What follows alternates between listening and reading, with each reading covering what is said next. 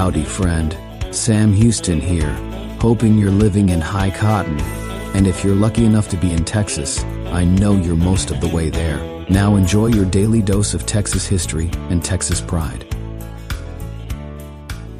Howdy, friend. Welcome back to the Feed Bandit podcast and your Texas History Roundup for March 23rd.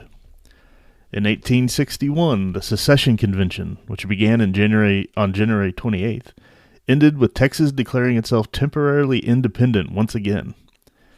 The convention more directly defended slavery, in that a clause allowing for slave emancipation was eliminated and the freeing of slaves was made illegal. The state's government was reorganized and steps were taken to join the Confederacy.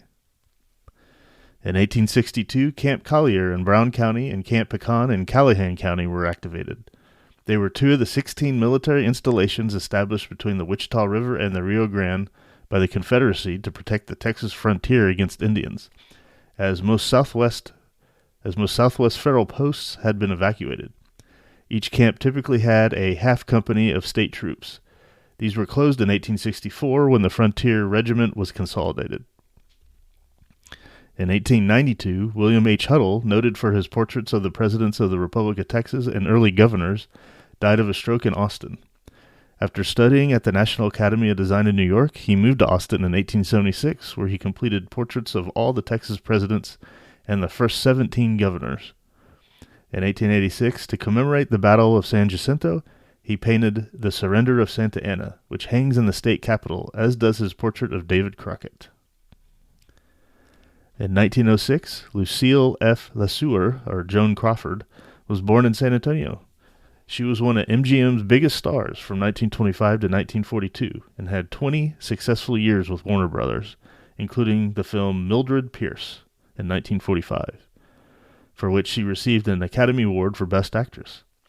Privately, she and her adopted daughter, Christina, had major issues, which led to Christina's critical book and movie, Mommy Dearest. Joan Crawford died in Manhattan in 1977. In 1941, the first flight training class of 80 students began at Curtis Field a few miles north of Brady. As many as 500 enrolled at the field during the war. Curtis Field closed in August 1945 and became the Brady Municipal Airport. In 1956, James Jim Krebs played his last game for SMU, losing to Bill Russell and San Francisco University in the semifinals of the NCAA National Basketball Tournament. Krebs led the Mustangs to 3 Southwest Conference championships and earned All-American honors his senior year. He had 8 successful years with the Minneapolis and Los Angeles Lakers before dying after a fall from a tree in 1965 at age 29. Krebs is an inductee of the Texas Sports Hall of Fame. Oh, all right. Well, that was unfortunate. Falling from a tree. I wonder what he's doing up there.